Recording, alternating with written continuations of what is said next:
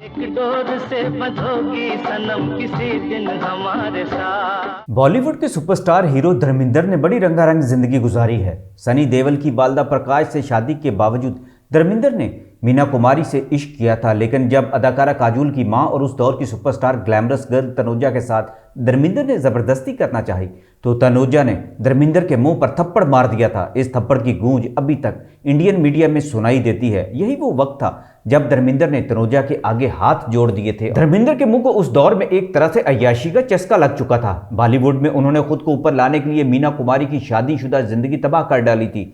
मीना कुमारी धर्मेंद्र के पीछे पीछे फिरा करती थी। अपने दौर की मलकाए जज्बात मीना कुमारी के पीछे पूरा हिंदुस्तान दिल लेकर फिरता था, लेकिन चश्मे फलक ने यह नज़ारा भी देखा कि मीना कुमारी महफिलों में जाकर धर्म धर्म पुकारा करती थी और कहा करती थी, मेरा धर्म कहाँ गया, देखो लोगों, धर्म मुझे छोड़ गया है। धर्मेंद्र की बेवफाई पर मीना कुमारी ने शराब पी पी कर खुद को तबाह कर लिया था। धर्मेंद्र की प्रेम कहानियां सभी एक्ट्रेसेस को अच्छी तरह मालूम थी। अदाकारा काजोल की वालिदा अदाकारा तनुजा उस जमाने की सुपरस्टार एक्ट्रेस थी। वो बताया करती थी, धर्मेंद्र एक्ट्रेसेस पर जाल फेंकते रहते थे।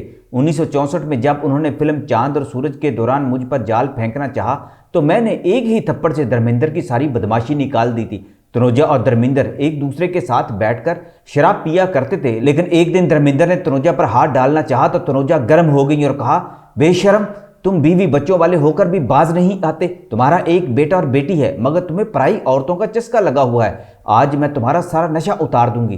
तनुजा ने सुपरस्टार हीरो के मुंह पर जोरदार थप्पड़ मारा तो धर्मेंद्र ने तनुजा के आगे हाथ जोड़ दिया और कहा, मेरी मां, मुझे माफ कर दो, मुझे अपना भाई बना लो। तनुजा आगे से गरज कर बोली, नहीं चाहिए मुझे तुम्हारे जैसा गंदा भाई, मेरे पास मेरा अपना भाई है। काली पलक तेरी गोरी खुलने लगी है थोड़ी थोड़ी। तनुजा ने उस दिन शूटिंग छोड़ दी और घर जाने लगी तो डायरेक्टर के पूछने पर फिर सारी बात बता दी।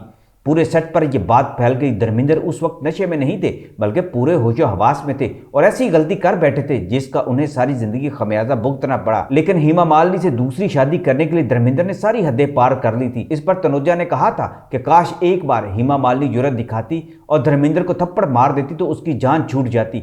हेमा मालिनी से शादी से 16 साल पहले जब तनुजा ने धर्मेंद्र को थप्पड़ मारा था, फिर उस रोज डायरेक्टर ने तनुजा को बड़ी मुश्किल से राजी किया था और एक काला धागा मंगवाकर धर्मेंद्र की कलाई पर बंधवाया था और ऐलान करा दिया था कि धर्मेंद्र आज से तनुजा के भाई हैं। लेकिन तनुजा ने धर्मेंद्र को कभी दिल से ना माना।